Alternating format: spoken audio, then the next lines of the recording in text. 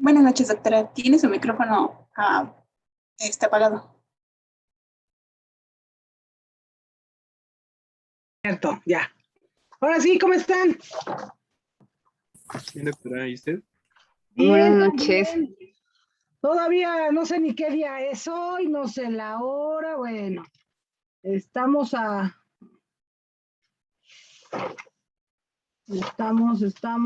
5. Una disculpa la vez pasada, oigan. Me sentía muy mal y ya no llegué a la clase. Pero aquí estamos otra vez. Entonces, a ver, nos quedamos ¿en qué nos quedamos? A ver, cuéntenme en qué nos quedamos. Las cervicobraquialgias. Ajá. A ver, permítanme. 5. Hoy es 12, ¿verdad? Sí, doctora. Sí, doctora. 12 de octubre. ¿No dejamos tarea ni nada? ¿La última vez? No. No. Solamente hubo participaciones y la lista. Bueno, nos hacemos lista. Entonces, ¿está Cintia? Presente. Gaby, Presente. Brenda, Presente, doctora. Fernanda,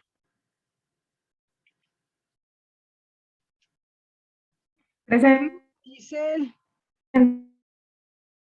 Valeria, Presente.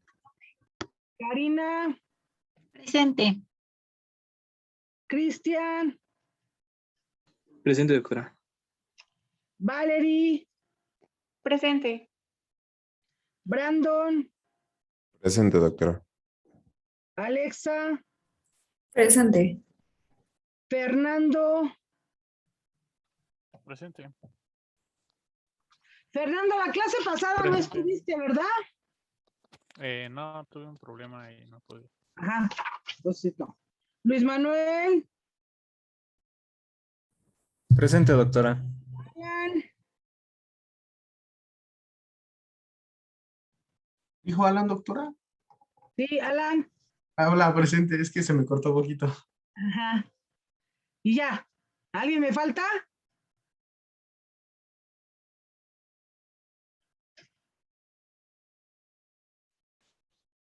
Me falta alguien. ¿Pero quién Creo es es? Jessie, doctora, se está conectando. ¿Sí? Cierto, me falta Jessica. Bueno, entonces, le quitamos la falta a Fernando porque la clase pasada yo no vine, ¿sale? Sí, Y está así ya Sí. estamos todos parejos. Nada más se le había faltado, ¿verdad? Sí. Listo. Ajá. Vamos a sacar la clase de las cervicobraquialgias.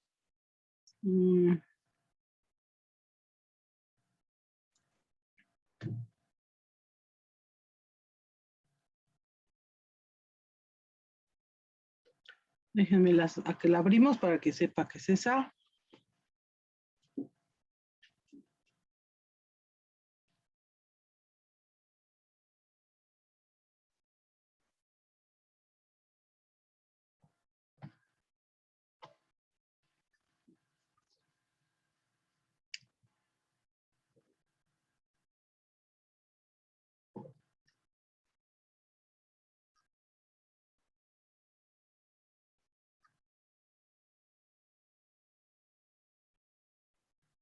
Terminamos con la columna cervical, ¿verdad? Vimos las fracturas. Sí. Sí. Eso. Bueno. Vimos las fracturas, a ver.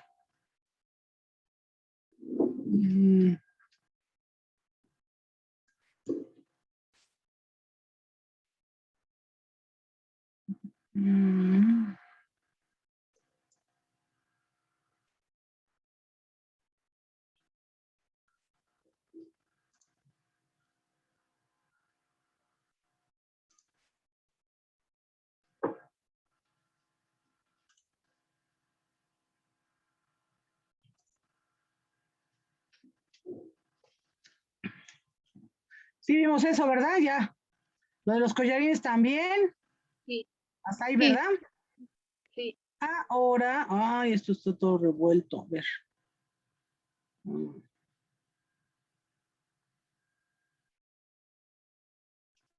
Espérenme, es que eso está en otra. Esto ya fue imagen. Esto ya.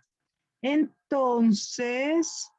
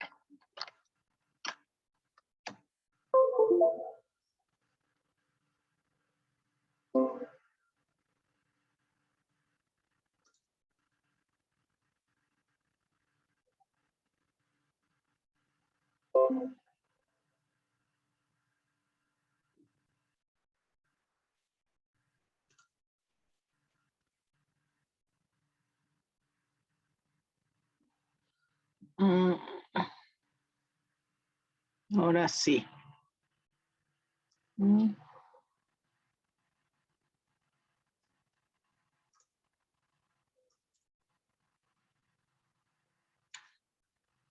Sí habíamos empezado esta, ¿verdad? Sí, Sí. Ya habíamos visto esto. Ya habíamos visto lo que era el dolor. Ya eso, ya me acordé. Esto sí. Ya habíamos visto las definiciones estas, ¿verdad? Sí. A ver, ¿quién me dice que es cervicalgia? El dolor en el cuello, Listo, dolor únicamente en el cuello. únicamente en cuello. Cervicobraquialgia. Yo, es un dolor del cuello que se va a irradiar a alguna extremidad torácica. Listo. ¿Y mielopatía?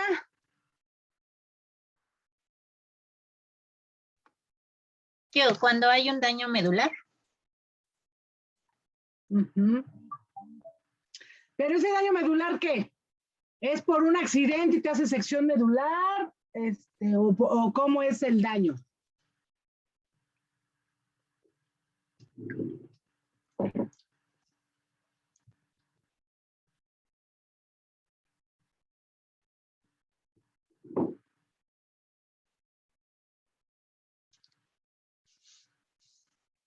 ¿No es un problema sensitivo motor de las extremidades? Sí, eso sería como el resultado clínico de la mielopatía. Y la mielopatía la consideramos como el daño que existe de forma crónica, o más bien de presentación crónica a nivel de la médula espinal. No es precisamente, tiene que ser a la altura del cuello. Puede ser a todo lo largo de la médula espinal. O sea, involucra cuello, involucra región torácica y involucra lumbar alta. ¿Sí? Todo lo que tenga que ver con la médula espinal, ya sea una isquemia o algún proceso degenerativo que te altere la función de sensibilidad y motricidad, tiene que ver con mielopatía. Pero cuando se habla de mielopatía, casi siempre te refieres a la columna cervical. ¿Vale? Quedamos que las contracturas musculares eran la respuesta que tiene el organismo ante qué. Cuando existe una contractura muscular, esto es una respuesta. ¿A qué?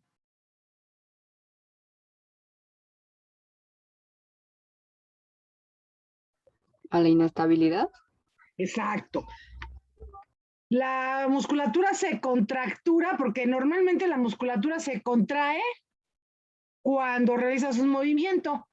La contracción muscular, pues es un acortamiento de la fibra muscular posterior a algún estímulo y generalmente es para acortar distancia o movilizar la articulación.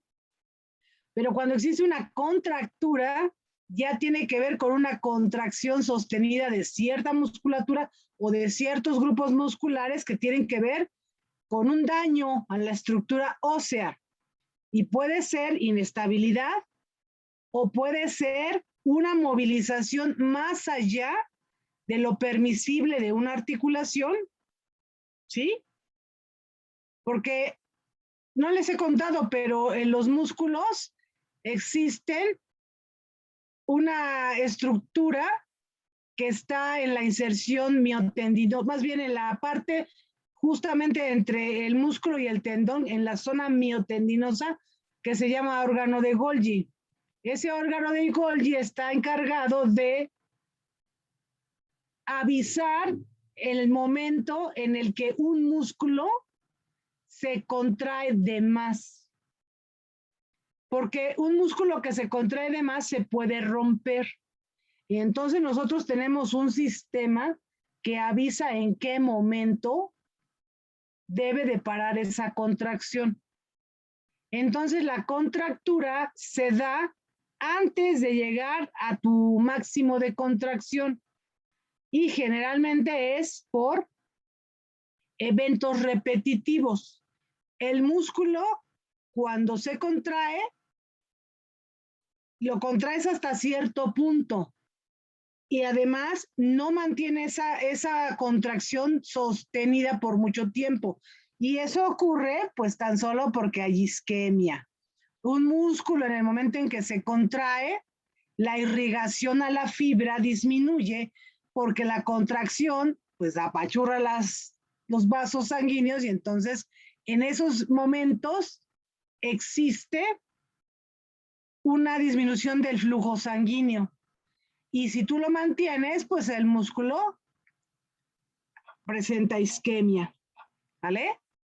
Y al presentar isquemia, la respuesta o el evento posterior a eso va a ser la inflamación, ¿sí? Y si tú esto lo haces de forma continua, lo que vas a generar es formación de fibroblastos y la musculatura empieza a tener cambios. En lugar de ser solo fibras musculares, se empieza a formar fibroblastos. Y acuérdense que los fibroblastos no son músculo, no tienen capacidad de contracción y entonces el músculo se hace fibroso. Y un músculo fibroso pierde funcionalidad. Ya no se contrae igual, ya duele cuando se contrae y también cuando lo estiras, ¿sí? Entonces, la contractura muscular, pues es un círculo vicioso que se da por algún problema en específico. De lo que estamos hablando es por un problema de inestabilidad en la columna cervical, ¿sí? Entonces, quedamos que cuando tenemos dolor, ese dolor lo vamos a tener. Si es local, ¿dónde lo localizamos? Hasta el término dice localización. En un lugar específico. En un lugar específico. Te apachurran una zona, te dan un puñetazo y te va a doler ahí donde te pegaron.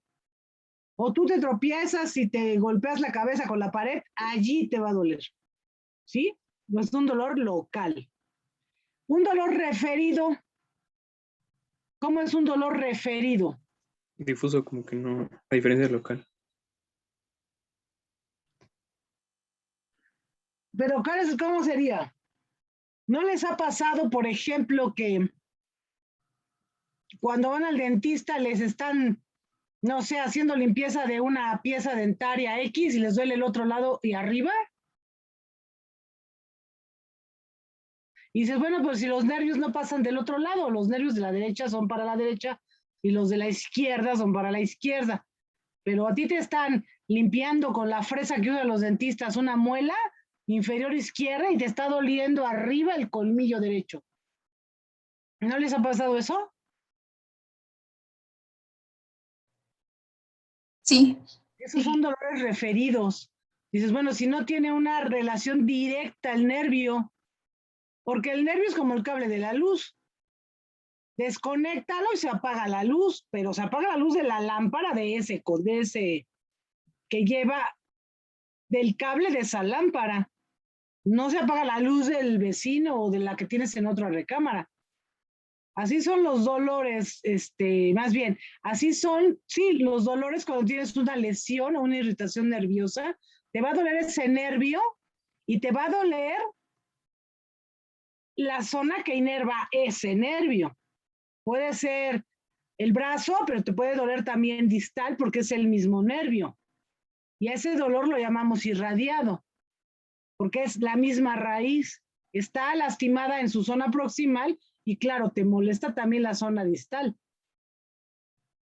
porque es un solo nervio. Pero los dolores referidos tienen que ver más que nada con un dolor que no está precisamente en la zona, ni en la zona de irrigación, de inervación, sino está en una área diferente.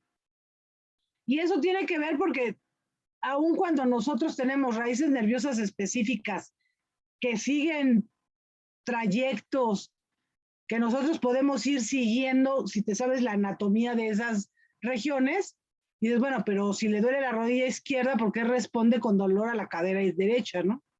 Y esos son dolores referidos. Entonces, y esos son los que nos confunden, porque dice el paciente, es que me duele, por ejemplo, las patologías ortopédicas de la cadera, ya sea por un proceso degenerativo de la cadera, una artrosis, o pensemos en un niño que tenga una necrosis avascular de la cadera, como un Leckalbe-Perthes, de lo que se quejan los pacientes no es de la cadera, se quejan de que les duele la rodilla. Y los niños cuando te dicen, me duele, te dicen que les duele la rodilla. Y les está uno buscando cosas en la rodilla y generalmente la que se da cuenta es la mamá y dice, pues es que le duele la rodilla. Y va con el médico general y le duele la rodilla. Y va con el médico de la clínica, va con el familiar y le duele la rodilla. Y le buscan en la rodilla y la rodilla no tiene nada. Porque el problema es en la cadera. Pero ¿qué pasa? Las raíces nerviosas de la cadera pues no son exclusivas de la cadera. También tienen ciertas ramas que bajan por el muslo y los pacientes tienen dolor en la rodilla y su patología es exactamente la cadera. ¿Sí? Entonces son esas veces que tienes que explorar bien a los pacientes para determinar realmente qué es lo que les está molestando. Porque sí, generalmente uno les dice, le pregunta a los pacientes dónde le duele y ellos señalan alguna zona. Y tú exploras esa zona y no le encuentras nada. Pero si eres más acucioso, le exploras más lejos o más cerca y te vas a encontrar datos de que hay otra patología cercana a la zona que ellos refieren. ¿Sí? ¿Sale? ¿Está entendida esa parte? Sí. Sí, doctor. Entonces, cuando yo tengo un dolor radicular, tiene que ver con la raíz nerviosa de esa zona. ¿Sí? El paciente que tiene una hernia de disco y que tiene una hernia de disco entre C3, C4, a ver, si tiene una hernia de disco, vamos a empezar ya del plexo braquial, una hernia de disco entre C5 y C6, grande, una hernia grande. ¿Qué raíz está comprimida? Entre C5 y C6, una hernia. C6. C6. Y clínicamente, si yo tengo una compresión radicular de C6 izquierda, clínicamente, ¿qué le molesta al paciente?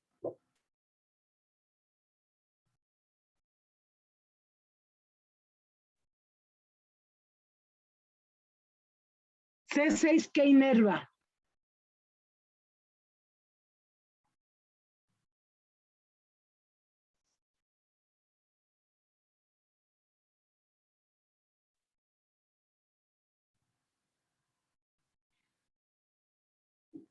El músculo infraespinoso. Sí. ¿C6? Sí.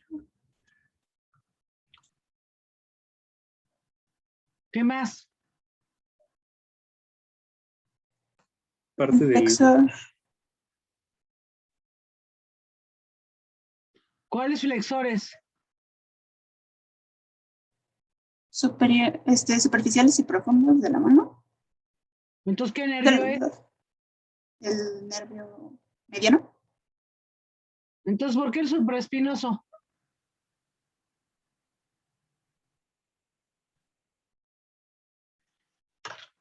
Entonces, a ver, si yo tengo compresión de C6, voy a tener sintomatología sensitiva y motora de la musculatura y de la zona sensitiva de la zona de C6.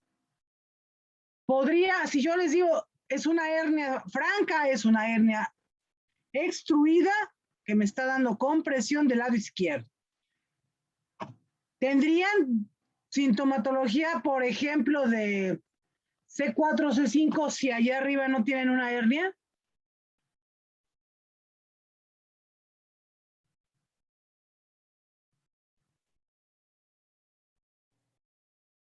¿Me podrías repetir la pregunta? Podría, Ajá, que si tuviera, si ya vimos que tienen una hernia de C5, C6, estaría lógico tener sintomatología C4, C5 si ya vi que ahí no hay una hernia.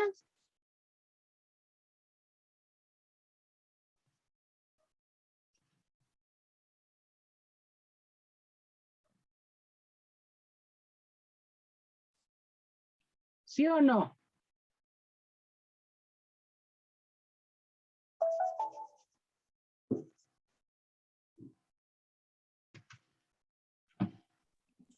Podría ser sí, porque podría ser un dolor de tipo radicular. No tendría por qué doler allí porque les comento nuevamente, regresemos al cable de la luz. Si yo tengo una lámpara conectada a la luz y yo la enciendo, el foco debe prender, pero no tiene que prender el foco de la otra recámara, tiene que prender el foco de esta lámpara que estoy prendiendo. Y si yo la desconecto, el foco que se va a apagar va a ser el foco de esta lámpara, no el foco de la recámara de al lado. Entonces, si yo tengo una hernia de disco a nivel de C5 o C6, ya me dijeron que la raíz comprometida sería C6. La alteración sensitiva y motora de C6 pues tiene que corresponder a la área que inerva C6. Tendría que ver con los músculos flexores de la zona radial de la mano, por ejemplo. Tendría que ver con la sensibilidad de la parte radial de la mano y del antebrazo, ¿sí? Porque es la zona que inerva C6. No tendría por qué alterarme, por ejemplo, la sensibilidad del deltoides, que es C5. Porque esa es la característica del dolor radicular, que te da sintomatología correspondiente a esa raíz. Ahora, ¿qué tal si les digo, es un dolor plexural? ¿Qué significa que sea un dolor plexural?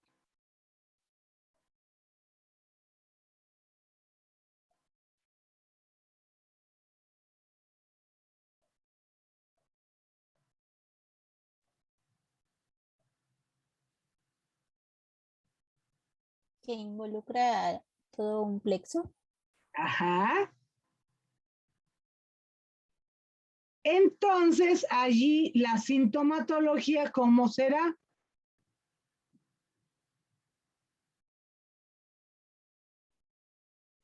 Pues se verán involucradas varias estructuras.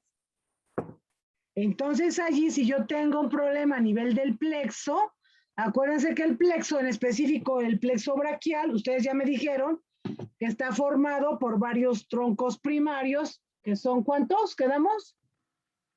¿Cuántos troncos primarios? Tres. Ajá, y luego tiene troncos secundarios. Si yo tengo algún problema, algún traumatismo, tumor, que me dé compresión o daño al plexo, la sintomatología corresponderá a toda la zona involucrada con la inervación del plexo.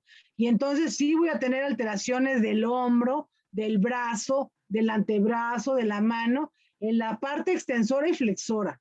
Y allí sí voy a tener un dolor o voy a tener sintomatología plexural, porque me está involucrando todas las raíces nerviosas que tienen que ver con ese plexo. ¿Sí? Entonces, nosotros debemos saber cuando exploramos un paciente desde el interrogatorio incluso, qué duele, qué zona específica duele, qué alteraciones sensitivas tiene, en dónde las tiene, para entonces nosotros ir integrando un diagnóstico clínico. ¿Sí? Porque acuérdense que nosotros vamos a utilizar los auxiliares de diagnóstico como un auxiliar de diagnóstico, no al revés. No, tómale todos los estudios sabidos y por haber, y ya con los estudios yo ya veo qué tiene. No, primero se le interroga al paciente, se le explora completamente y haces un diagnóstico clínico. Y en base a ese diagnóstico clínico pides los estudios auxiliares de diagnóstico que te sean útiles. Eso es muy importante, que un estudio auxiliar te sea útil.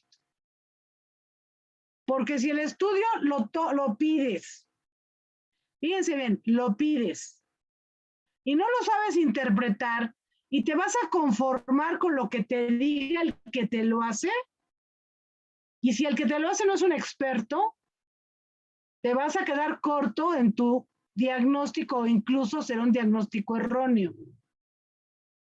Entonces es muy importante que se agote toda la exploración para que sí tengas una idea clínica de lo que tienen los pacientes, para que de ahí partas y solicites un estudio que te sea útil, que complemente, que te corrobore, ¿sí? Pero que no el estudio pretendas que te diga que tiene el paciente, ¿sí?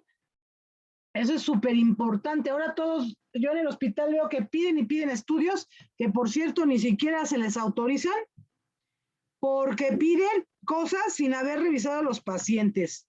Deducen cosas sin haber preguntado a los pacientes. Y pues no. Los recursos en el sistema de salud son escasos. Entonces no podemos abusar de eso. Necesitamos sentarnos, hablar con los pacientes y revisarlos. ¿Sí? Entonces, aquí tenemos cómo es la distribución de la inervación del plexo braquial. Eso ya se lo saben ustedes súper bien, ¿no? Entonces, si nosotros consideramos el estudio de las cervicobraquialgias, pues vamos enfocados a que los problemas que vamos a encontrar o los que vamos a buscar tienen que ver con la movilidad y la sensibilidad de las extremidades torácicas. ¿Sale? ¿Sí? Entonces, Sí. quedamos que los dolores referidos, acuérdense, hay una palabra que uno usa mucho con los pacientes. Incluso cuando presentas a los pacientes a un médico para que te haga una interconsulta o a tu profesor para que le cuentes cómo está el paciente, le dices, el paciente refiere que le duele el hombro izquierdo. El paciente refiere que desde ayer tiene dolor abdominal. ¿Sí? El paciente refiere que el dolor se le va hacia la pierna, que si camina mucho el dolor se intensifica y hace que se detenga, ¿no? ¿Sí o no? ¿No han escuchado eso? Sí. Ah, bueno, pues así uno lo narra y así el paciente lo dice y así tú lo interpretas. Y cuando haces las notas, e incluso así le pones paciente masculino 60 años que refiere tener dolor de 2 días de evolución o de 2 años, lo que sea. ¿Sale? Entonces, tiene que ver con esto. No tiene que ver directamente con una raíz lesionada, sino más bien tiene que ver con las raíces que tenemos en comunicación y con la médula, fíjense, sin que esa sensibilidad o ese dolor llegue como tal al cerebro. Es una reacción únicamente medular. ¿Sí? Es como es un daño aquí, va el estímulo a la zona sensitiva, que es la posterior, y puede regresar como una reacción motora por la comunicación de las neuronas que tenemos en la médula. Entonces, no tiene que ver directamente con la conciencia. Por eso los pacientes dicen, pues me duele aquí, pero no tiene mal allí. E incluso, no sé si alguna vez han escuchado, por ejemplo, hay pacientes, no sé si han visto alguna vez, o sea, saliéndonos un poco de ortopedia, un paciente que tiene dolor de vesícula, le duele la escápula. No sé si les ha tocado ver eso, o les va a tocar. E incluso, dentro del interrogatorio de un paciente, cuando tiene dolor vesicular, va a tener su típico dolor subcostal derecho, que es el signo de Murphy, si ustedes lo palpan, ahí duele, pero el dolor también los refieren los pacientes en la zona escapular. Y dices, bueno, si la vesícula está acá adelante en la barriga, ¿qué tiene que ver? Pues les duele la escápula derecha. ¿Sí? Igual, el paciente que tiene pancreatitis aguda, tiene un dolor epigástrico clavado, intenso, que les da diaforesis, vomitan, es muy, muy intenso. Y también les duele la escápula. ¿Sí? Entonces son dolores referidos.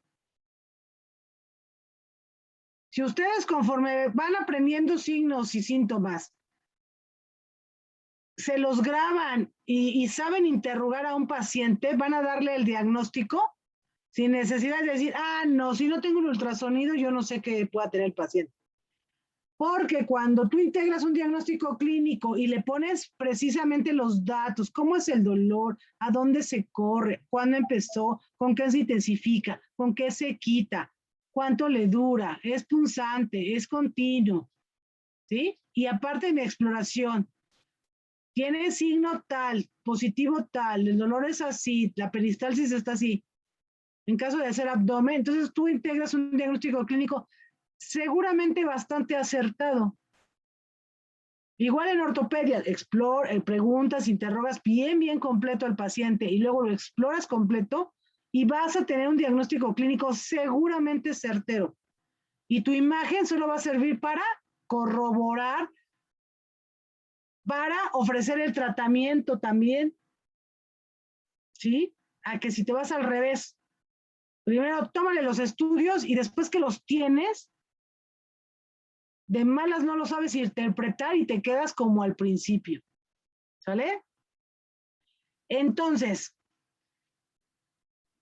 ¿cómo hago una diferencia cuando hay dolores plexurales? Ya quedamos que un dolor plexural tiene que ver con...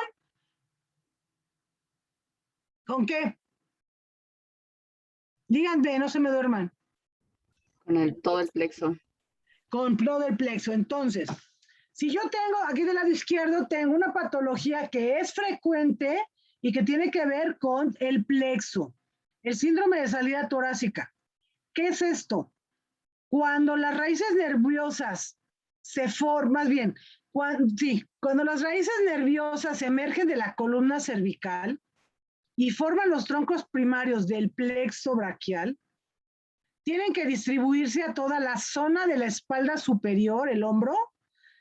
También algunas se van hacia la parte anterior del tórax y se distribuyen en la extremidad torácica completita, desde el hombro hasta el dedo quinto de la mano, y nos van a dar toda la sensibilidad y motricidad de la musculatura flexora, extensora, supinadores, pronadores y todo el mango rotador, ¿sí? Así a grosso modo. Cuando yo tengo un problema de salida torácica, significa que el plexo en su descenso de la columna cervical hacia el hombro y el brazo se atora. Se atora o algo lo comprime, de tal suerte que el problema es plexural.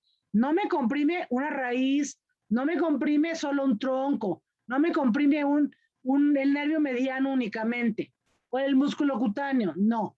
Es todo el plexo. Y zonas se les llaman, pues no sería la palabra adecuada, peligrosa, sino Críticas. Zonas críticas por donde pasa el plexo braquial existen estas.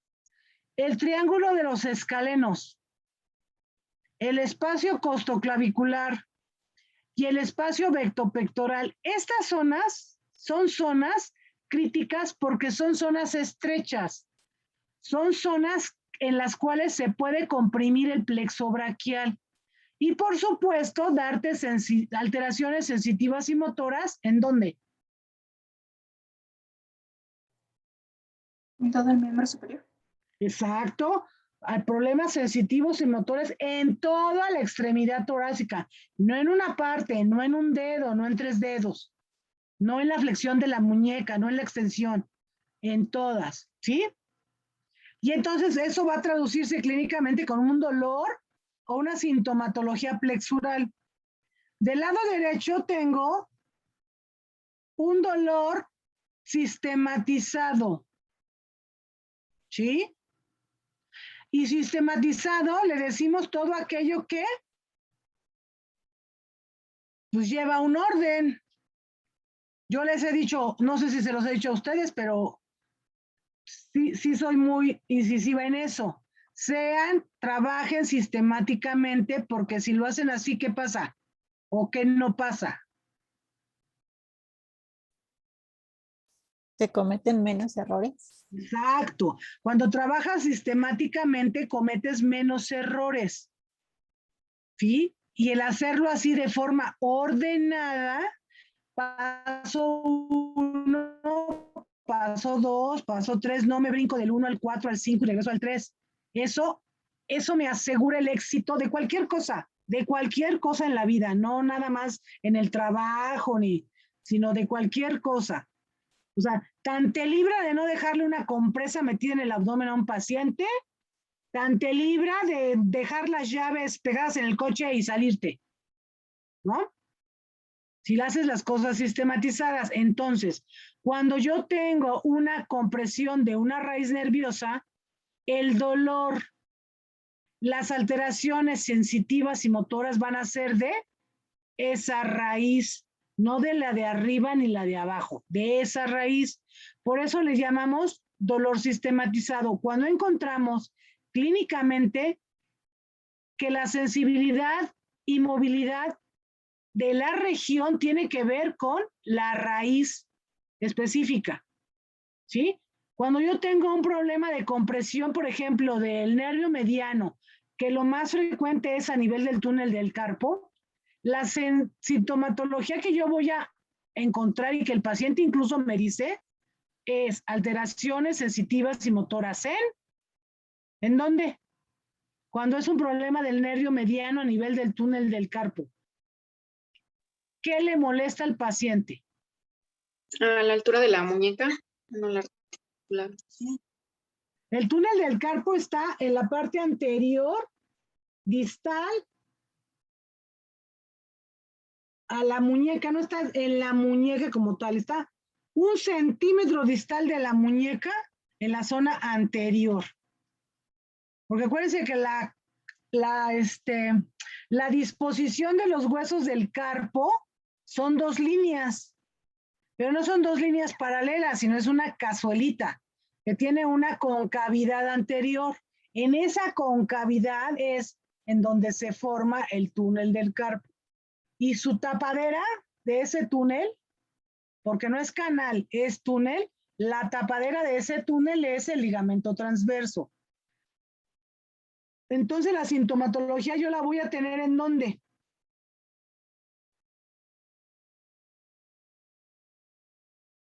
¿Dónde voy a tener problemas de movilidad y sensibilidad? ¿En qué zona? ¿Qué músculos?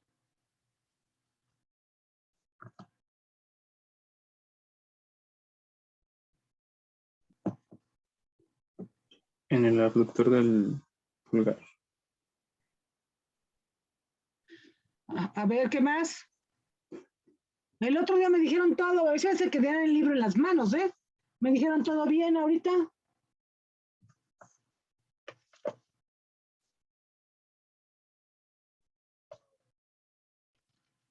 ¿Qué zona inerva el nervio mediano?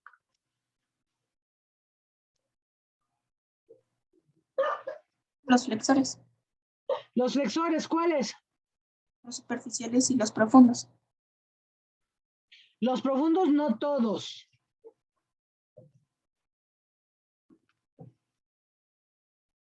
Eso apréndenselo bien, ¿eh? Entonces voy a tener alteraciones, incluso hasta les dije, cuando el problema es crónico del nervio mediano, hace una mano en actitud de qué. ¿De garra? No. O No, el- ese es cubital.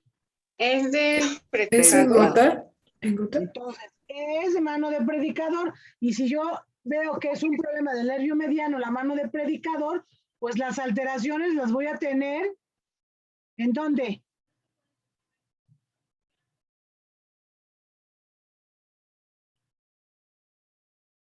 La mano de predicador, ¿qué no puede hacer?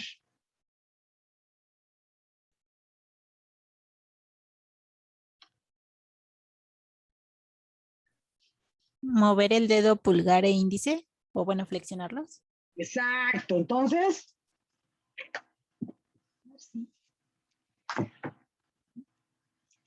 no puede hacer la flexión superficial y profunda del pulgar y del índice. Entonces, con eso tenemos que el nervio mediano inerva esa zona, toda la zona radial de la mano. Radial, ¿por qué no digo zona radial?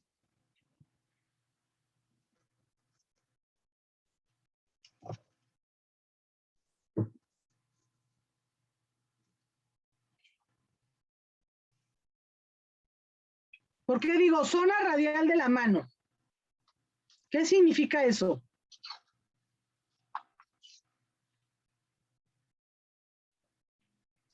¿Por el radio? Por el radio, exacto, la zona si ustedes se ponen en la posición anatómica habitual donde estudiamos los planos del cuerpo, tenemos una zona lateral y una zona medial en las extremidades torácicas. La zona radial corresponde a la zona donde está el radio, donde están los abductores, donde están los flexores del radial, ¿sí? Y del lado cubital o medial están pues, los flexores profundos, el cubital posterior, el cubital anterior, que son músculos que sirven para hacer desviación cubital o radial, o desviación, flexión y extensión y flexión cubital del carpo. Entonces, en un problema específico de nervio mediano, las alteraciones son del nervio mediano. Por eso le vamos a llamar sistematizado. Pero yo les digo, es que ese dolor sí es un dolor radicular de C6, C7, pero está mal sistematizado. Y eso significa que en la exploración el paciente no tiene los datos clínicos como yo quisiera encontrarlos. Si yo tengo un problema de nervio mediano, pues yo quiero encontrar alteraciones sensitivas y motoras del nervio mediano, pero las encuentro incompletas, vagas, y entonces digo que es un problema un problema radicular puede ser mal sistematizado o un problema del mediano mal sistematizado, porque no concluyo yo que tenga toda la sintomatología que yo podría esperar. ¿Sale? Entonces, a ver si alguien se acuerda qué tiene esta columna. Esta imagen ya se las enseñé.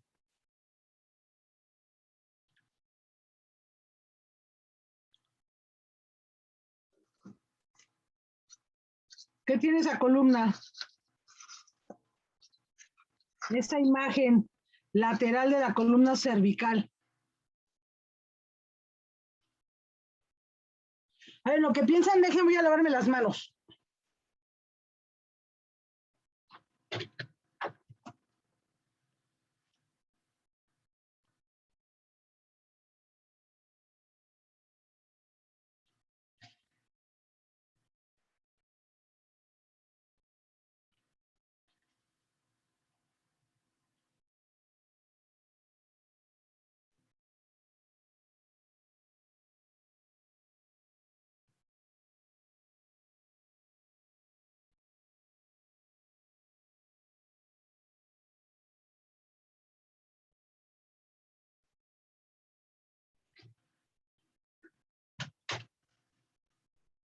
Ya volví. ¿Qué tiene? ¿Se encuentra rectificada? Sí, pero ¿qué tiene así en específico? Es una imagen que les enseñé cuando vimos columna cervical y les dije que se osifica la parte de los ligamentos, longitudinal anterior, el posterior, los discos. Sí, es una enfermedad de Forrestier, ¿se acuerdan? Se las dije.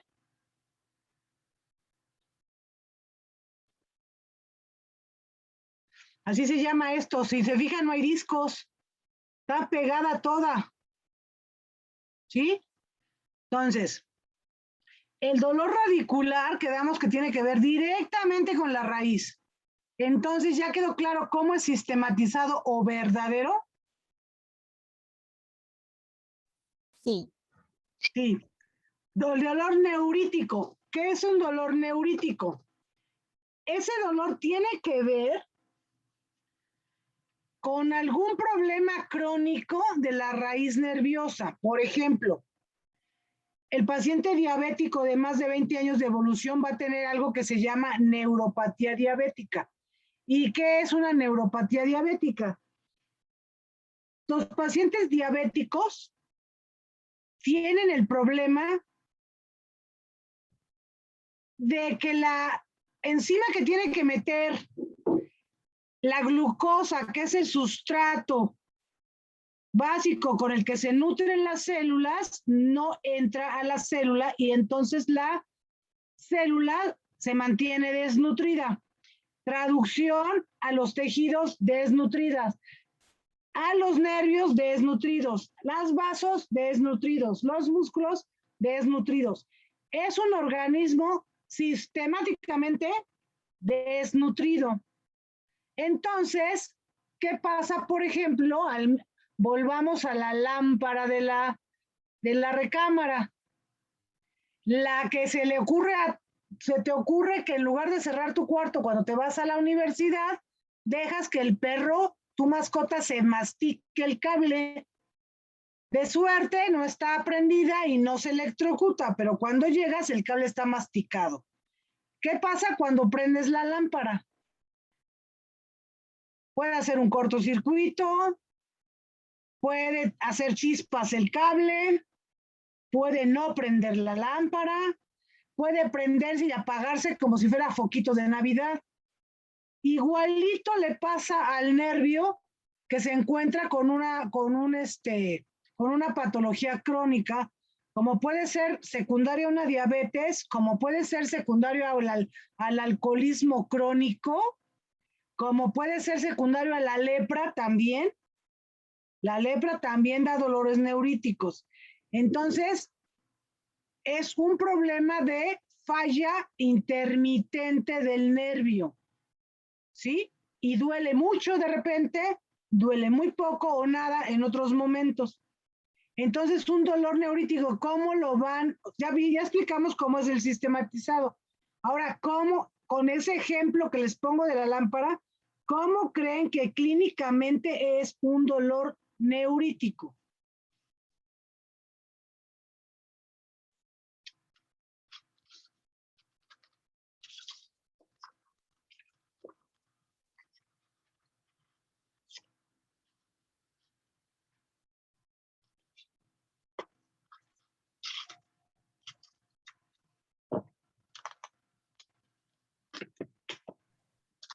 Puede ser como un dolor intermitente o que no se sienta mucho.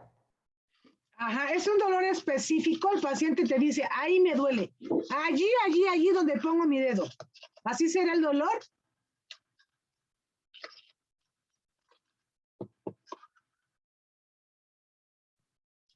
¿Creen que sea así? No, porque No. sería localizado ese, ¿no? Exacto, entonces no es el dolor así. El dolor es un dolor vago, es un dolor intenso, es un dolor que el paciente no tolera que lo toques en ciertas regiones, en otras siente muy poco, e incluso va perdiendo la propiocepción, desconoce en qué posición tiene la extremidad, desconoce si pisa fuerte o no pisa fuerte. Y así es como ellos te van diciendo cómo son sus dolores. Y tú pues tienes el antecedente de que tiene alguna patología crónica que seguramente le está generando ese tipo de dolor.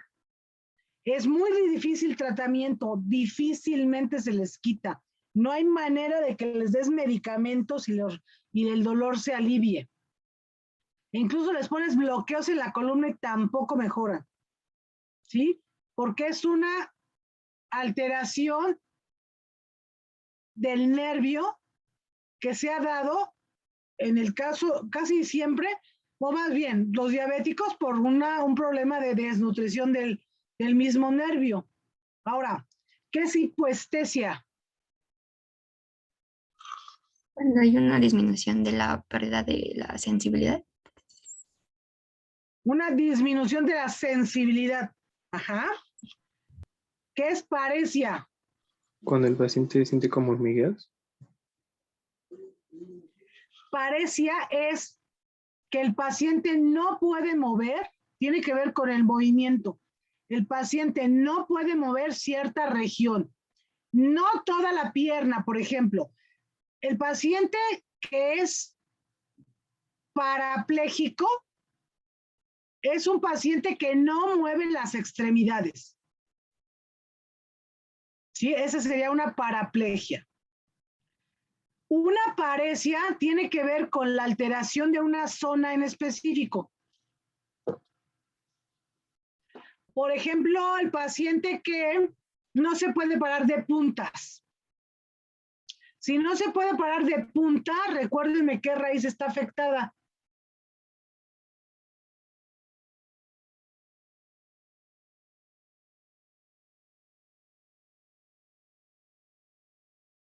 A ver, si le pido que se pare de puntas, ¿qué músculos usa? Los gemelos. Exacto, los gemelos. ¿Y los gemelos por qué raíz están inervados? Por ese uno. Exacto. Y entonces, si yo te digo, el paciente tiene paresia de los gemelos, entonces, ¿qué traduces clínicamente? ¿Existe una afectación a ese nivel de entre ese uno?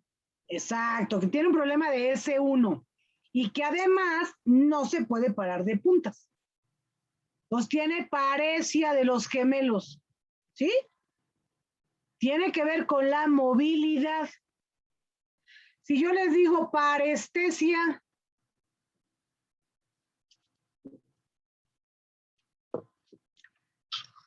así como hipoestesia, parestesia, ¿qué significa? Disminución de la movilidad.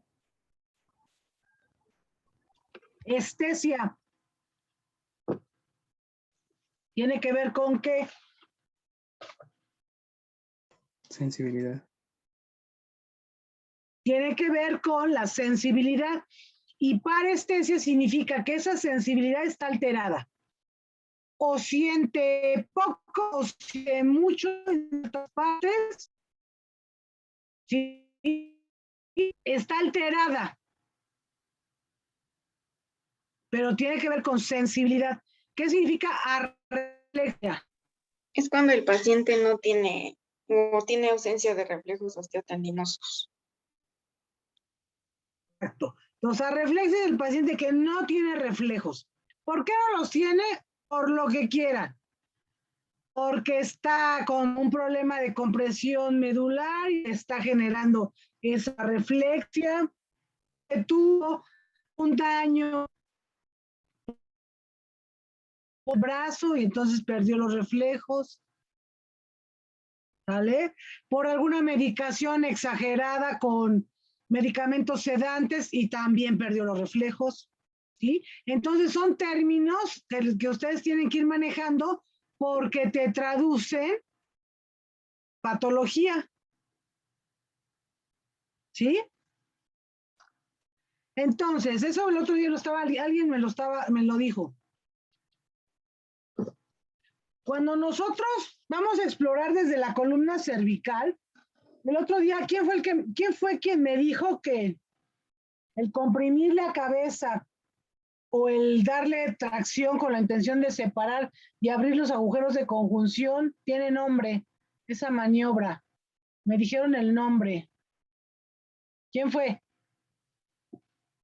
Yo, es la maniobra de Spurling. Exacto. ¿Y entonces para qué sirve? Pues para determinar la presencia de cervicobraquialgia. Pero a ver, la haces y cuál, a ver, la haces y qué pretendes encontrar. Si es positiva, ¿cómo es? Parestesias o dolor. O sea, si hay dolor o parestesias, es positiva. Entonces, pero ¿cómo es? ¿En qué momento de la maniobra se presenta lo que me comentas?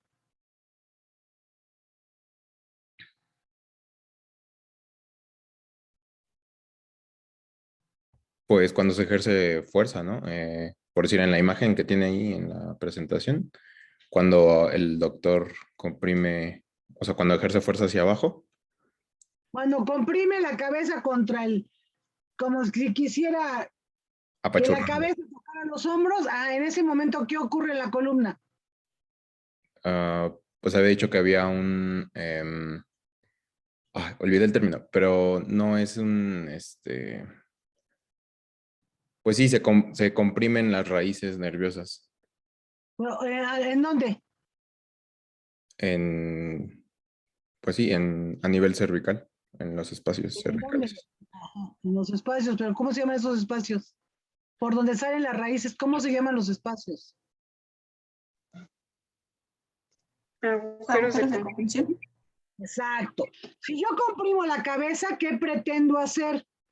Que al comprimir los agujeros de conjunción disminuye su luz. Al disminuir la luz me pueden generar compresión de la raíz nerviosa y eso alteraciones sensitivo-motoras, las que quieran en las extremidades torácicas. ¿Sí? Pero tiene que haber una característica en esa columna. ¿Cuál será?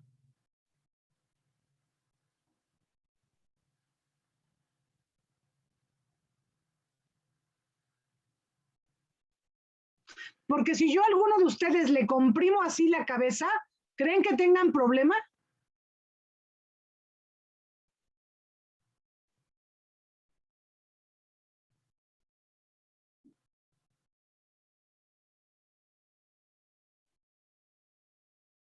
Pues va a tener, o sea, debe de tener una restricción de la movilidad, ¿no? No, esto se da y el signo va a ser positivo cuando tienes columnas inestables. Por eso les digo, si la hacemos con ustedes no va a pasar nada, a menos que haya alguien con algún problema, puede ser de disco de columna cervical, pero si no, no va a ser positiva la maniobra, porque para que sea positiva tienes que tener una inestabilidad que al comprimir realmente te comprima. ¿Sí? Y sí, va a haber alteraciones sensitivas y motoras de las extremidades torácicas. Y al contrario, si yo distraigo la columna, los agujeros de conjunción se abren y al abrirse la raíz nerviosa se libera y entonces el paciente siente alivio. Lo mismo. ¿Qué columna la vas a estirar y te va a dar distancia? Solamente la columna que ya tiene un problema de inestabilidad. Por lo que quieras, por artrosis, porque los discos ya se han deshidratado y ya te dan esa oportunidad de comprimirla y distraerla. ¿Sí? Entonces, son maniobras que se deben realizar, pero a quien sabes que posiblemente sea positiva, pues son en las columnas inestables. Por eso cuando se hace, hay que fijarse bien lo que despiertas con la maniobra. ¿Sí? Ahora, cuando tienes problemas de mielopatía, ese se llama signo de Homans. ¿Qué te traduce? Si nosotros quedamos que una mielopatía es un problema crónico de la médula espinal, de la médula, vamos a tener alteraciones sensitivas y motoras de la zona de la compresión medular. El nivel que esté comprimido o el nivel que se haya dañado.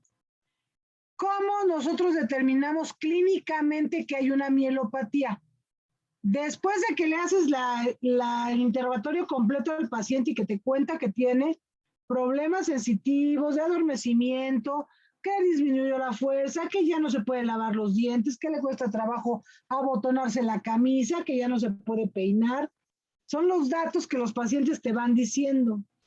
Si nosotros hacemos esta maniobra de Homans con la intención de ver cómo responde, esa maniobra es, tomas el dedo del paciente, puede ser cualquier dedo, cualquiera, desde el pulgar hasta el quinto dedo.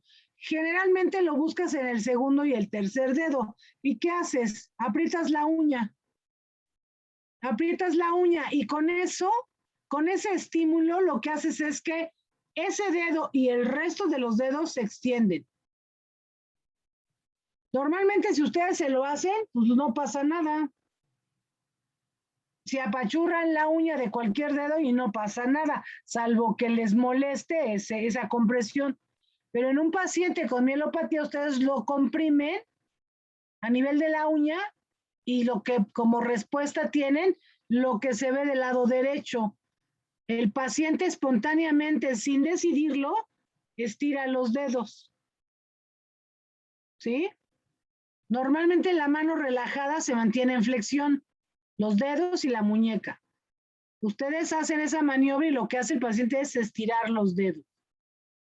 ¿Sí? Al estímulo. Le aprietas la uña, estira. Le sueltas la uña y se vuelven a flexionar. Y esos son datos de mielopatía.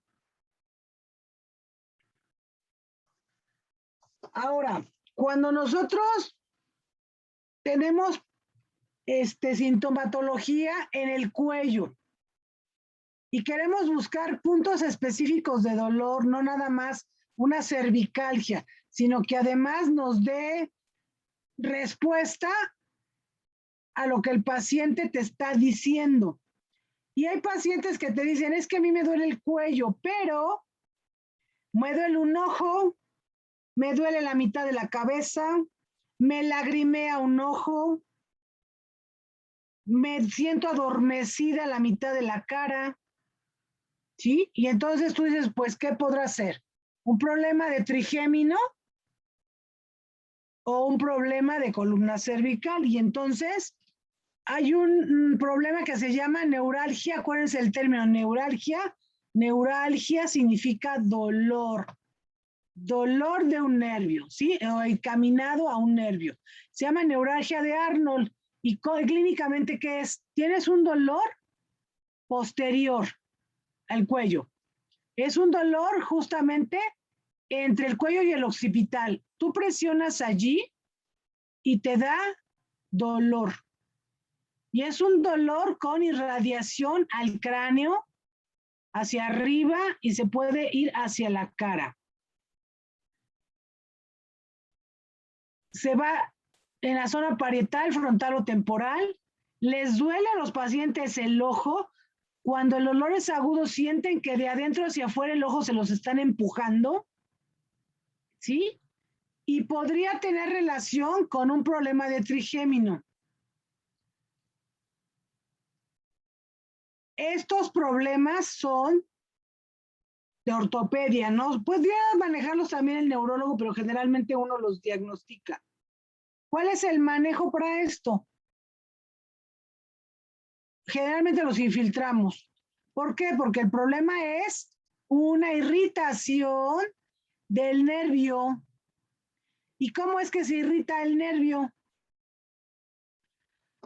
Pacientes que se la pasan en una actividad laboral o una actividad habitual viciosa. ¿Qué es vicioso? Que todo el día de toda la semana están en esa posición. Y entonces, ¿qué ocurre primero? Acuérdense que la cabeza, ¿para dónde debe estar ubicada la cabeza?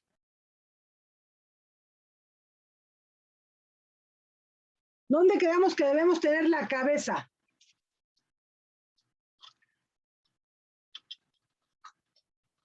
La cabeza física, no los pensamientos, la cabeza.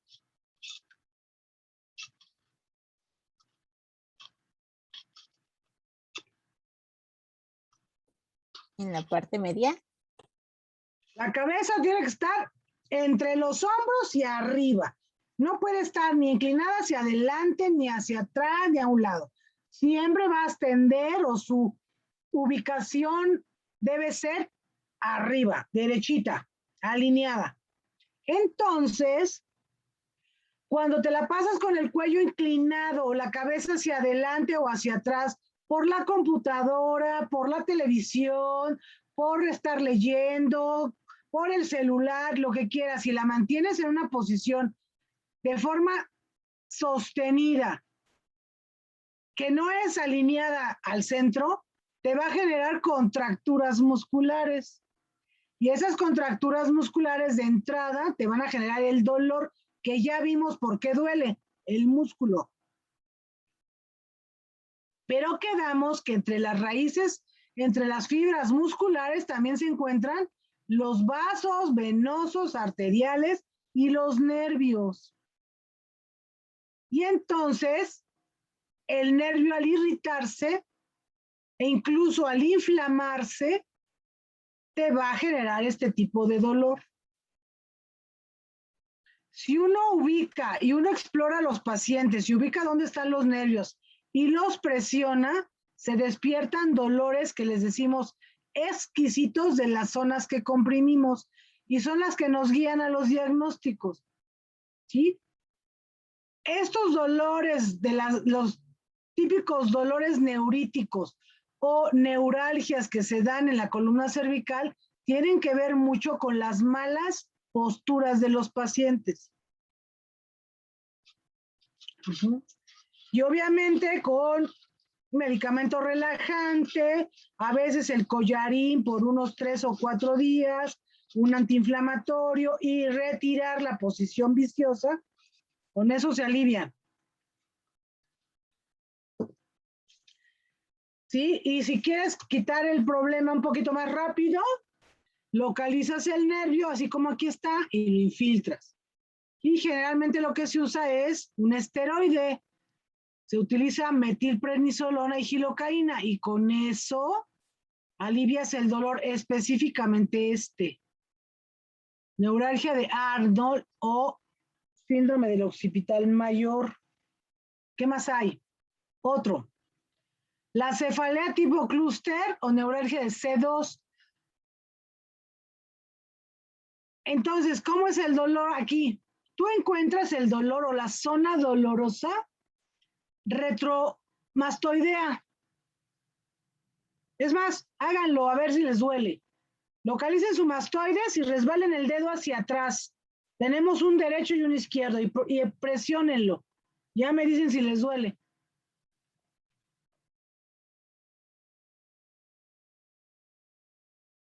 Si les duele, duele feo, ¿eh? Es un dolor así como dice aquí, lancinante y paroxístico, que es, tú lo comprimes, inmediatamente sientes un dolor específico que se puede ir a la cabeza, hacia arriba, ¿sí? Y lo que puede producir es epífora. ¿Qué es la epífora?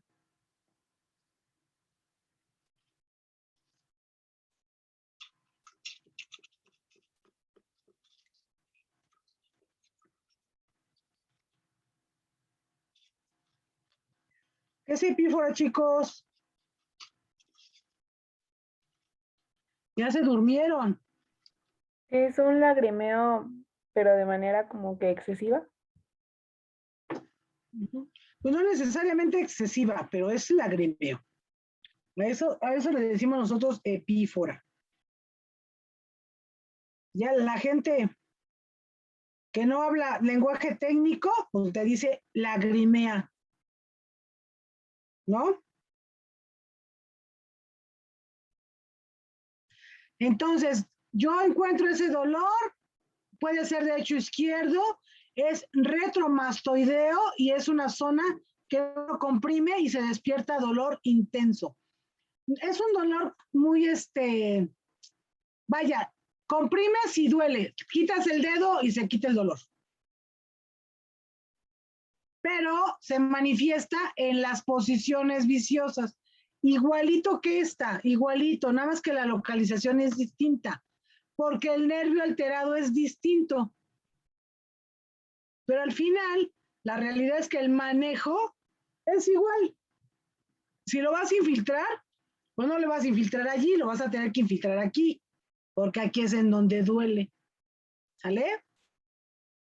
Es una cefalea tipo clúster y es por problema cervical. Fíjense, no hemos llegado al plexo braquial, ¿eh? Esto todavía es raíces cervicales superiores. Ahora sí. Síndrome de salida torácica. A ver, ¿quién me repite otra vez qué es eso?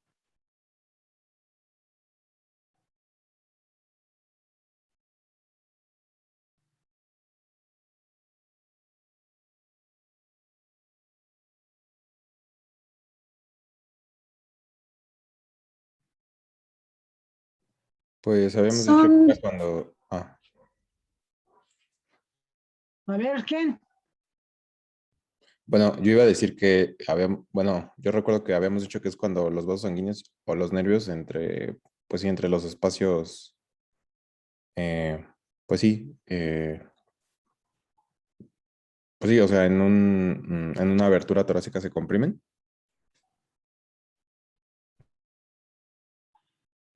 Otra vez, ¿se comprimen en dónde?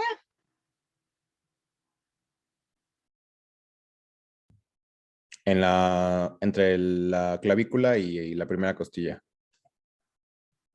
Esa es una parte. Pero así como definición, síndrome de salida torácica, ¿qué es? Va a ser la compresión de un plexo, principalmente en zonas críticas. Sí. El síndrome de salida torácica solamente es por compresión del plexo braquial.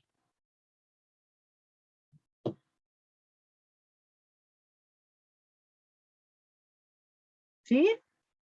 Y en el lado izquierdo tenemos las zonas críticas. Acuérdense que y obviamente hay un derecho y un izquierdo. Las raíces nerviosas que salen a partir de C5 y hasta T1 bajan, se le llama desfiladero del cuello hacia los hombros y pueden comprimirse. Quedamos aquí. Esta zona A, ¿dónde es?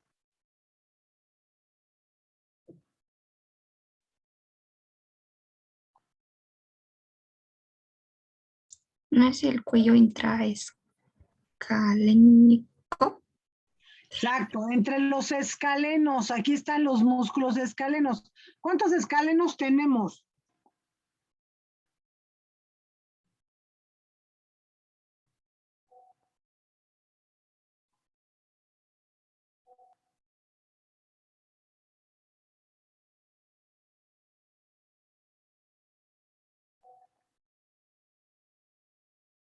¿Cuántos hay? 3. 3. Y entonces la compresión no se da entre los 3 y en cualquier. Se da generalmente entre el primero y el segundo vientre, de adelante hacia atrás. Allí hay una zona de compresión. ¿Y por qué? Porque puede ser que los escalenos se hayan contracturado por alguna razón, alguna actitud o actividad viciosa del cuello que te haya generado contractura de los escalenos, o porque los escalenos son cortos y entonces generan la compresión a ese nivel. Ahora, sigue descendiendo el plexo, si se fijan, va pasando por detrás de la clavícula y baja por detrás del lado B. El lado B, que es, digo, el número 6, que es estos vientres musculares, ¿de qué músculos son? Pectoral menor. Exacto. Entonces, el plexo braquial pasa por detrás o por debajo, si quieren, de la coracoides y del pectoral menor. Y es una zona más de compresión antes de llegar a la extremidad torácica. ¿Sí? Entonces, si hay contractura otra vez de los músculos o los pectorales son muy cortos, se puede comprimir el plexo. Otra zona de compresión es aquí, entre la clavícula y la columna. En la zona de la columna, acuérdense que hay las zonas laterales que son las apófisis transversas. El otro día vimos en las imágenes que existe algo que se llama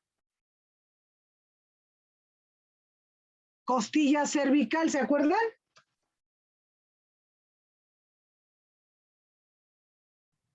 Sí. Esa costilla cervical es la formación incipiente de una costilla en C7. Todas las costillas inician a partir de T1 y hasta T12. Pero a veces esa apófisis transversa de C7 es demasiado larga o incluso le da vuelta completamente y forma una costilla. No hay espacio para que en esa zona haya una costilla. Y entonces ese espacio se ve reducido si es que se forma una costilla. Y eso va a depender pues, del nacimiento, de las características de los pacientes. Si tienes una costilla cervical, ocupa espacio. Y cuando el nervio, el plexo desciende, pues ahí se atora, ahí se comprime y es otra zona donde el nervio sufre. Todo el plexo o algunas ramas o algún tronco en específico sufre. Y eso clínicamente se traduce en dolor y alteraciones sensitivas y motoras de la extremidad torácica. Clínicamente, ¿cómo lo determino? ¿Cómo lo diagnostico? Pues con la exploración física desde el cuello hasta la extremidad torácica. Esta maniobra de Addison tiene que ver, imagínense esto, el hombro, el brazo está así, en abducción y rotación lateral. ¿Se fijan aquí? Abducción del hombro y rotación lateral. ¿Qué intento hacer con esta maniobra? Fíjense aquí cómo está todo. Con esta maniobra, ¿qué hago? ¿Comprimir los espacios? Con esa maniobra, ¿qué hago con el nervio? Mira. Y yo subo más el brazo, ¿qué le pasa al nervio? O a los nervios.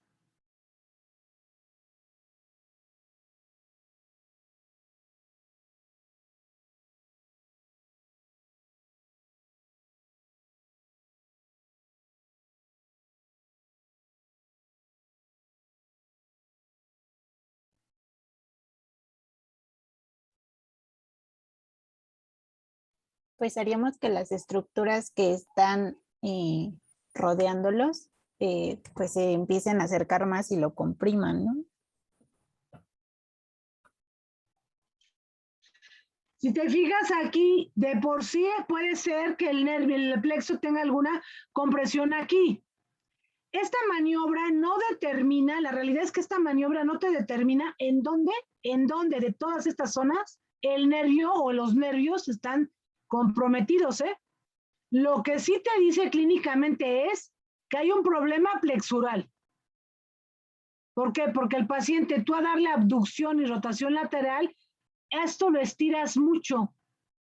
Y al estirarlo mucho, lo que le pasa al paciente es que se le duerme la mano, se le duerme el antebrazo o le da calambre o incluso se pone pálida la mano y pierde el pulso.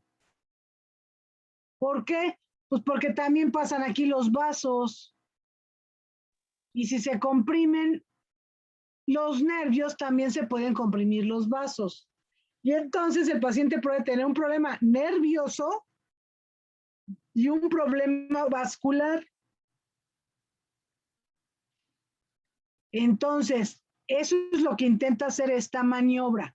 Estirar el nervio, ponerlo en tensión, porque le quitas espacio y además lo estiras. Y ves qué pasa con la mano, qué pasa con el pulso y qué pasa con la sensibilidad del paciente. ¿Sí? Para determinar después a qué nivel está sucediendo esto.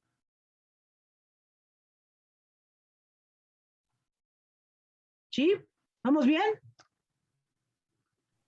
Sí, doctora. Sí. Pues miren, si tienen un problema de hueso, un problema óseo, porque aquí vimos que esto es un problema muscular, esto es un problema muscular, pero cuando tenemos una costilla cervical, vean, aquí está la apófisis transversa de su tamaño normal, pero vean esa costilla cervical estorba, ocupa espacio, estorba. Entonces, ¿qué pasa con mi raíz nerviosa o el plexo? La costilla estorba y me comprime a los nervios y entonces eso me puede generar alteraciones sensitivas y motoras de la extremidad torácica de ese lado en el paciente. Ahora, si se fijan o si ponen atención, esto no le pasa a los 10 años, a los 15, a los 20, a los 30. Así nació. ¿Sí? Pero, ¿por qué le duele ahora que tiene 25 y no le dolía antes? Porque esto no se hizo, no es adquirido. Esto así nació. Entonces el espacio pequeño lo tiene pequeño desde que nació. Sin embargo, los pacientes pueden presentar sintomatología ya que son adultos, son adolescentes, cuando hacen alguna actividad física pesada, cuando hacen algún deporte, ¿sí? Que les empieza a generar el dolor. Y es por eso, porque sí tienen el problema, sí tienen el espacio pequeño, pero ha sido suficiente hasta cierta etapa de la vida. Cuando la sometes a más esfuerzos, empieza a dar problemas. ¿Sí? O tiene una costilla cervical, sí, pero ¿qué tal que la compresión del nervio no es a este nivel? ¿Qué tal si es arriba en los escalenos acá? ¿O qué tal que es abajo con el pectoral? Hay que buscarle bien, no nada más. Ah, tiene una costilla cervical, ella es la culpable. Porque esa costilla cervical no es nueva. ¿Sí? Fíjense, estos esquemas de dibujos están bonitos, vean. Columna cervical, aquí está mis escalenos, así muy caricaturescos. Y en esta zona se puede comprimir el plexo, pero también vean la arteria, ¿sí? Aquí en el de la derecha tenemos el húmero, la glenoides, la clavícula, ¿sí? El pectoral. Y acá abajo también pasa el plexo, pero también vean la arteria y la vena. Por eso, cuando al paciente le haces la maniobra de Abson, en donde el brazo lo llevas hacia arriba y la rotas lateralmente, que la palma vea hacia arriba, los pacientes pueden presentar disestesias, ¿qué significa disestesia?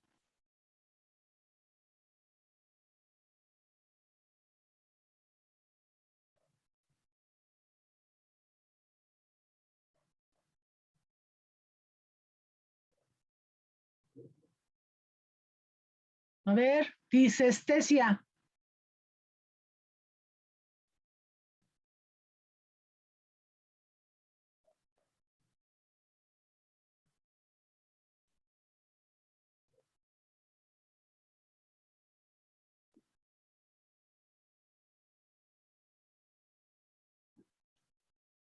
¿No? ¿O sí? Es como una sensación desagradable. Sí, a ver, disestesia tiene que ver con la sensibilidad, ¿verdad? ¿qué significa? Dificultad. Dificultad o alteración. Entonces, una disestesia es una alteración de la sensibilidad. ¿Sí? Puede ser dolor. Dolor, puede ser incluso sensación de hormigueo, sensación de calambre. Sí, esas pueden ser disestesias.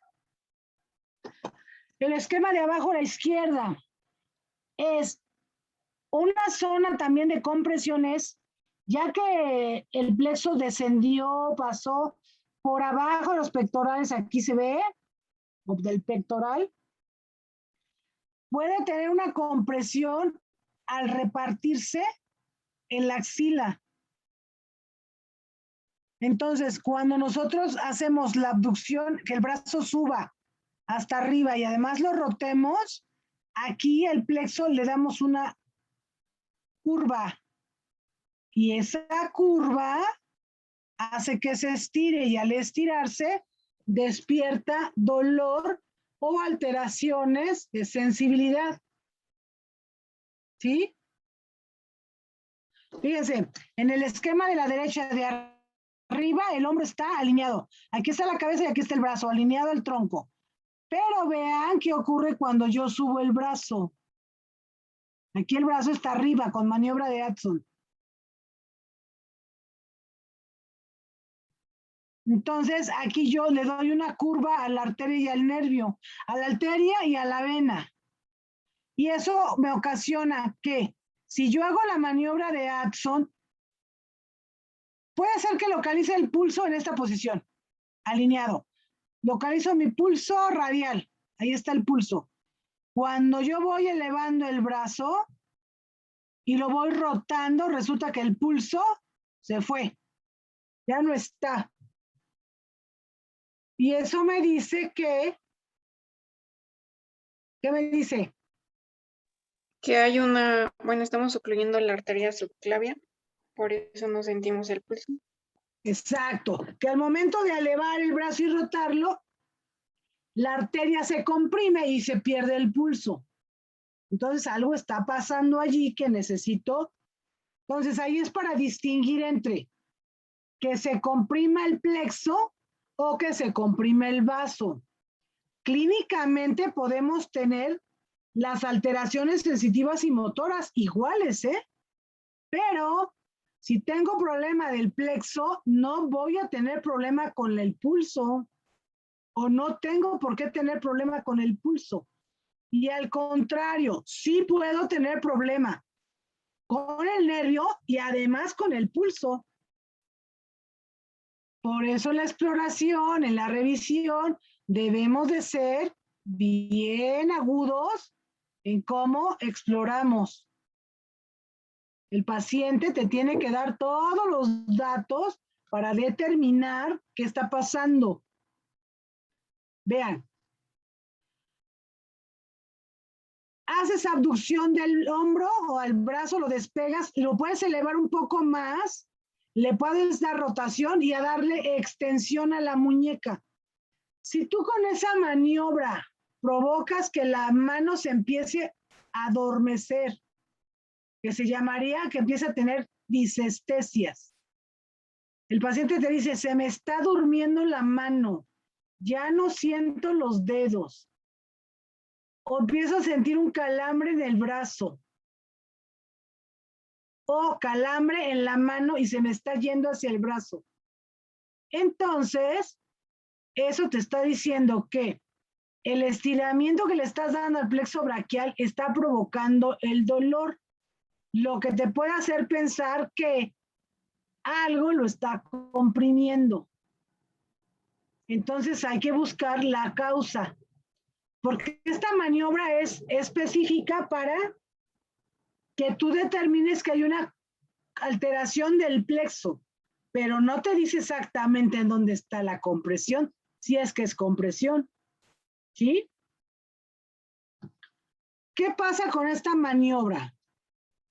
Si nosotros tenemos, más bien signo, si nosotros tenemos problemas del vasculares por compresión en ciertas posiciones, nosotros localizamos, por ejemplo, el pulso. Localizamos el pulso y el pulso es palpatorio, ¿verdad? O sea, no puedes localizar un pulso con un estetoscopio. El pulso es palpatorio.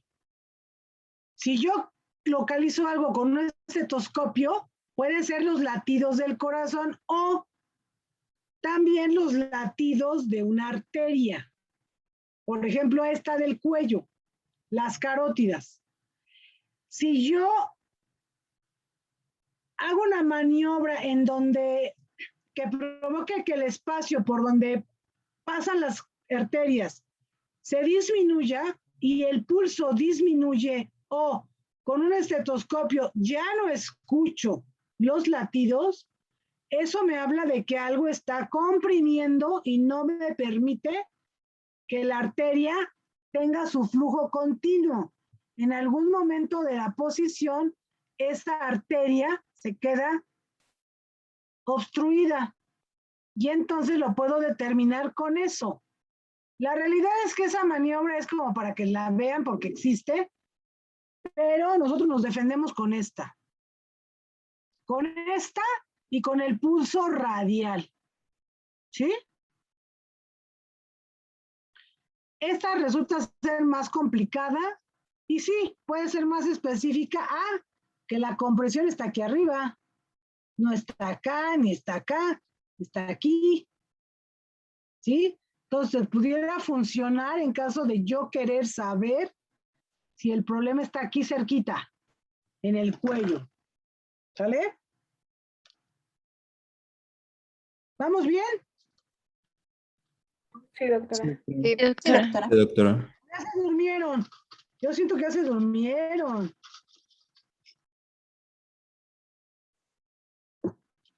No, ¿Ya ya se me tomé un durmieron? cafecito. ¿Eh? No, ya me tomé un cafecito.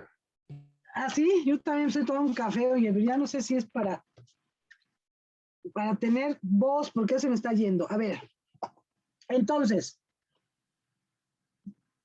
así a grosso modo ya vimos salida torácica. Ahora, problemas que ya son del cuello, pero que ya tienen repercusión al hombro. Síndrome del angular del omóplato. ¿Dónde duele? Dice el paciente, me duele el cuello, pero más el hombro.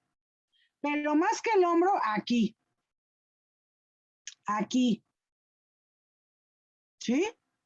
Y lo tocas clínicamente, aquí está el dolor. Es un dolor que está medial a la escápula. Así, hacia el centro es medial. ¿Sí? Entonces aquí tengo la escápula y es medial a la escápula y superior. Ahí duele, justo ahí. El paciente les dice, me duele, ahí es típico de las personas que trabajan sentadas frente a una computadora, en una maquiladora, frente a una máquina de coser. ¿Sí? ¿Por qué? Por posiciones viciosas, otra vez. ¿Qué ocurre?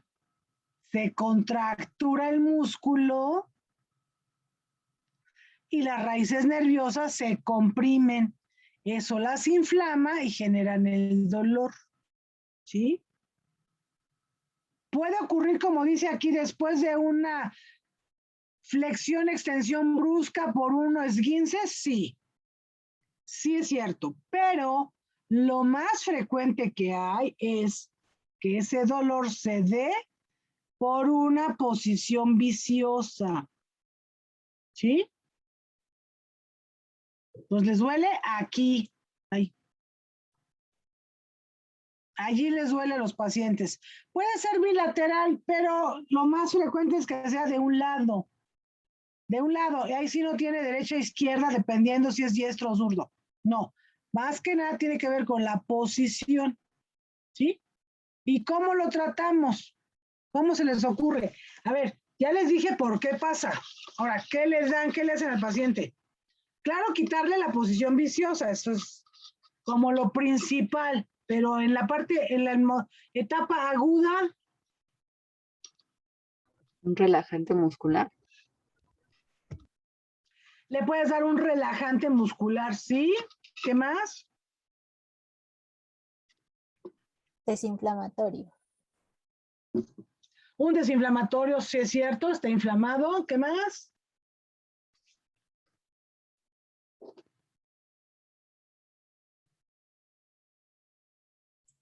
Un analgésico podría ser. Si le das un antiinflamatorio es una buena opción.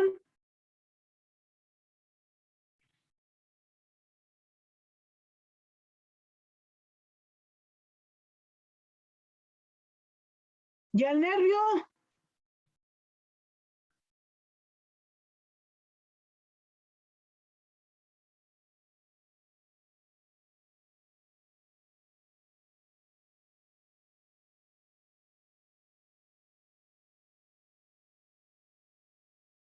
Porque al fin de cuentas esto es un problema de un nervio. Por eso el dolor tan exquisito, tan latoso.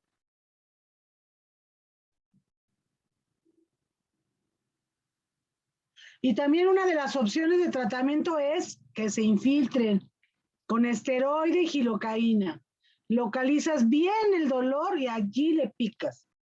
Pero es bueno también darles un antineurítico, porque acuérdense que el dolor sí es por un problema de contractura muscular y el músculo, claro que se inflama y claro que necesita relajarse.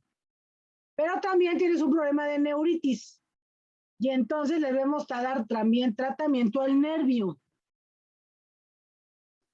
Y al nervio se le puede dar, le puedes dar un antineurítico como la pregabalina o la gabapentina, o le puedes dar complejo B y con eso mejoran. Y por supuesto evitar las posturas viciosas. ¿Sí? Ahora, dolor de hombro. Dice el paciente, pues me duele el cuello, pero también me duele el hombro. Y en el hombro hay muchas causas del por qué molesta. Y el por qué pudiera tener una comunicación, referencia o irradiación al cuello o viceversa. El hombro, si se fijan, tiene musculatura que viene de la zona suboccipital hacia el hombro. Tiene inserciones musculares que tienen que ver con el brazo, como el deltoides, y el hombro. Tiene que ver con todos los músculos específicos del hombro, como son los del mango rotador, que tienen origen e inserción en la espalda o la escápula y el brazo. Por delante, otra vez el deltoides, o pueden ser los pectorales, el mayor y el menor. ¿Sí? Entonces, es una estructura, es una región compleja. Tiene muchas inserciones musculares, tiene muchas articulaciones, el hombro también, falsas e incluso verdaderas, más bien verdaderas e incluso articulaciones falsas que finalmente se consideran articulaciones porque son parte de las estructuras que mueven el hombro, aunque no son un anclaje hueso con hueso, porque la articulación la consideramos como el anclaje, como quieran, de hueso con hueso, para generar movimiento. Y el hombro tiene estructuras o regiones funcionales que no son propiamente unión hueso con hueso y que les llamamos articulaciones más por su función que por su anatomía. ¿Sale? Entonces, llamamos síndrome doloroso del hombro a todo lo que le genere dolor al hombro. De origen muscular, de origen articular, por un sangrado, contracturas musculares, problemas neurológicos o por neuritis, ¿sí? Sí, pueden ser problemas degenerativos por actividades repetitivas que te generan procesos degenerativos o traumáticos. Un antecedente traumático que te desencadena un problema crónico o tan solo un problema o una patología o accidente que te genera una fractura y de ahí un dolor crónico del hombro, ¿sí? Todo tiene que ver porque el hombro es muy complejo. Cuando les duele un hombro, hay que ver exactamente qué les duele porque les puede doler muchas cosas, ¿sí? Entonces, vamos a ver dónde tenemos un hombro. Deja ver si por aquí, por acá. No.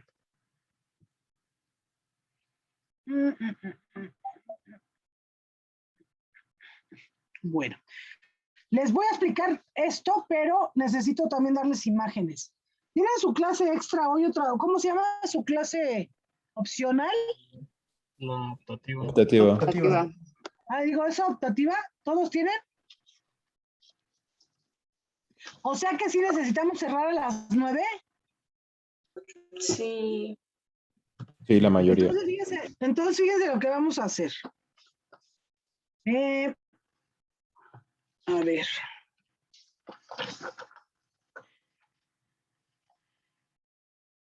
El equipo, a ver, déjame recuerdo bien. Equipo 1 nos dio, ¿qué nos dio? Escoliosis y tipos de escoliosis. Equipo 2 nos dio columna cervical superior. ¿Sí? Equipo 3 nos falta. Sí. Sí nos falta de dar algo, ¿verdad? Sí. Sí. O más bien no nos ha dado nada. Todavía. ¿Verdad que no? No, de esta ronda no. Entonces, equipo 3 me va a decir, bueno, nos va a decir la próxima, ¿qué día es el próximo? Viernes, ¿verdad? Sí, doctora. Nos va a decir las articulaciones del hombro, la función de las articulaciones del hombro y las inserciones musculares del hombro. Nada más del hombro. ¿Qué articulaciones lo forman? ¿Qué función tienen esas articulaciones? ¿Y cuáles son los músculos del hombro? Y ya yo ya les contaré la patología que tiene que ver con cada, o más bien, las patologías que se encuentran en el hombro y que tienen, pues obviamente, secundarias o consecuencias de problemas articulares o de las estructuras propias del hombro. ¿Sale? Entonces, equipo 3, hombro. Articulaciones y músculos. Acuérdense de las articulaciones reales o verdaderas y las articulaciones falsas.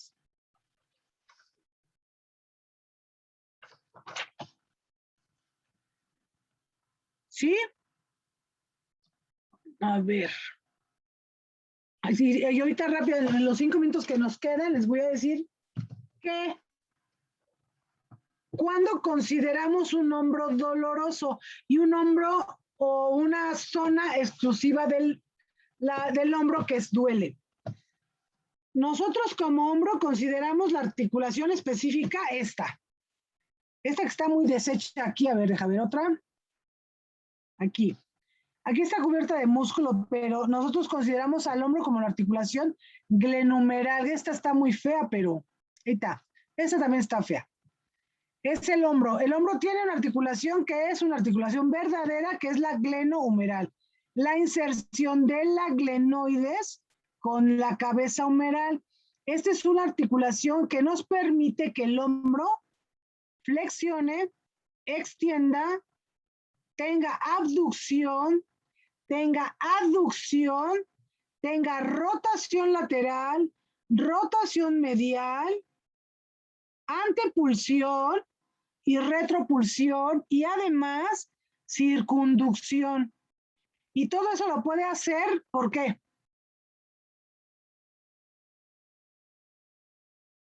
Todo eso lo puede hacer el hombro, ¿por qué?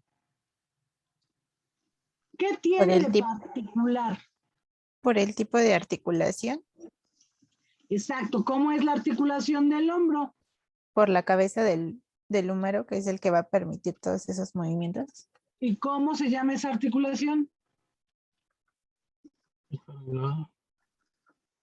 ¿Cómo?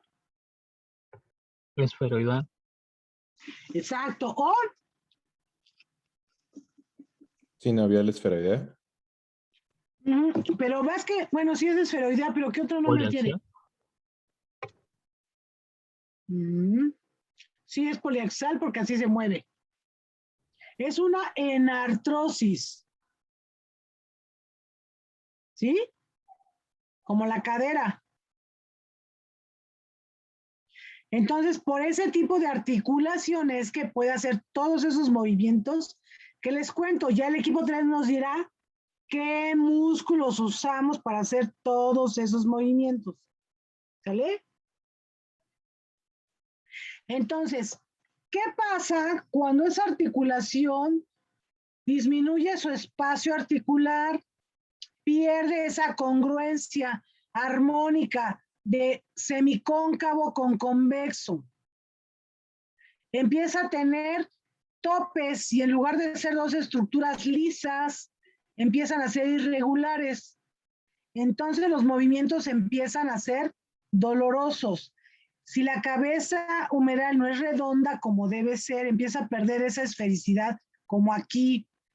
La zona de la glenoides ya no es tan lisa como antes. Y empezamos a ver estos piquitos del espacio disminuido, los márgenes de las radiografías blanco, blanco, blanco, que significa que hay esclerosis. Acuérdense que les decía, el hueso que es muy blanco es un hueso muy denso, pero también es un hueso que uno lo ve y sabe que es un hueso que se ha sometido a más esfuerzos de lo normal y por eso ha formado más hueso. Pero esa es una defensa del organismo ante el esfuerzo, ante el roce, pero no es un hueso funcional, no funciona, no sirve. Entonces, esa disminución de espacios genera lo que uno le llama artrosis, ¿sí? Y la artrosis es una degeneración o parte del envejecimiento articular o puede ser consecuencia de alguna enfermedad crónica como un problema de artritis reumatoide, un problema de lupus, todas las enfermedades reumáticas te pueden generar este problema en las articulaciones y no nada más en el hombro, en todas las demás también, ¿sí? O un antecedente traumático donde la cabeza humeral se fracturó, su consolidación no quedó totalmente regular y esos bordes no regulares al roce con la glenoides generan ese despulimiento, pérdida del cartílago articular y consecuentemente una artrosis, ¿sí? Todo eso puede generar esto.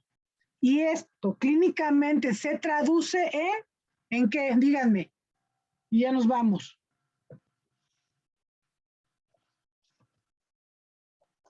¿En qué se traduce los problemas degenerativos por la causa que quieran?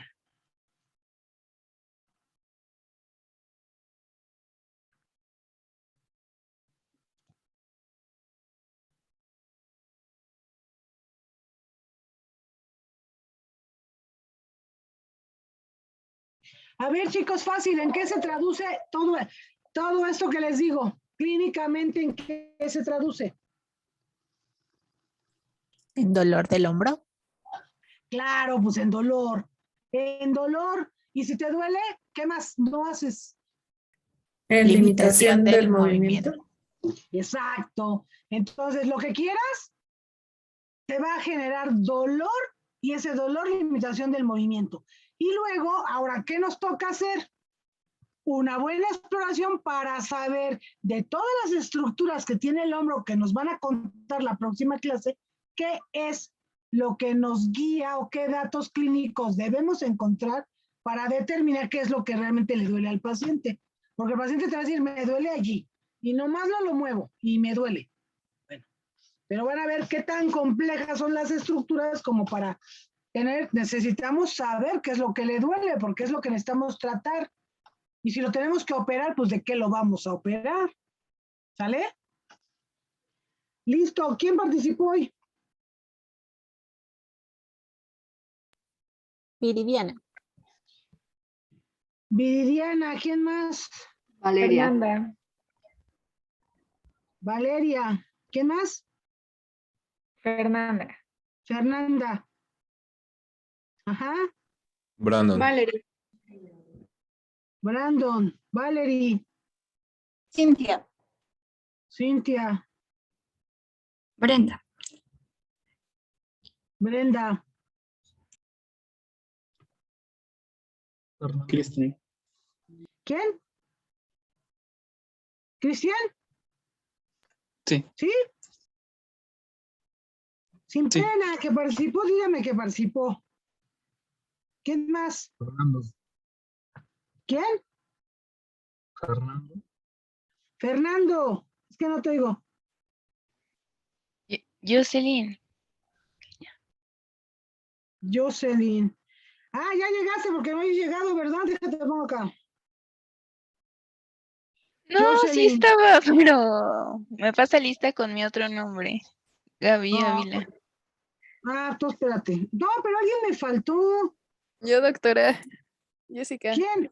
Jessica. Ándale, sí. ¿Dónde andabas? Es que no me agarraba el internet. Jessica, sí, me faltabas. Ya. Sí. Jessica, ajá. Jocelyn participa, ajá. ¿Quién más? Nada más. Viridiana, Valeria, Fernanda, Brandon, Valerie, Cintia, Brenda, Cristian, Fernando y Jocelyn. ¿Sale? ¿Sí? Sí. Sí. Sale, pues, chicos. Entonces, todos estudiense hombro. ¿Sale? Y el equipo 3 nos cuenta de qué se trata. Sale, pues. Sí, doctora.